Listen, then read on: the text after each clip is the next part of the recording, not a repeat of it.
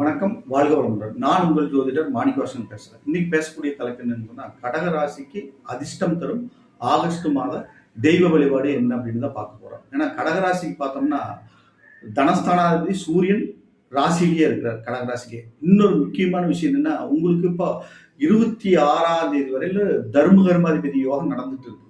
என்ன அப்படின்னா, குருவும் செவ்வாயும் இணைந்து 11ஆம் இடம் லாபஸ்தானத்துல அதி அற்புதமா இருக்கிறாங்க. ஓகேங்களா?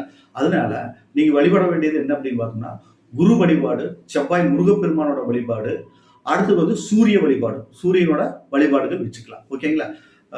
இந்த வழிபாடுகள் வச்சுட்டீங்கன்னா தனம் நிறைய சேர்ந்துடும். தனஸ்தானத்துல இருக்க குருனால தர்மகர்மாதிபதி யோகத்தினால சகல பாக்கியங்களும் உங்களுக்கு வந்து சேரும்.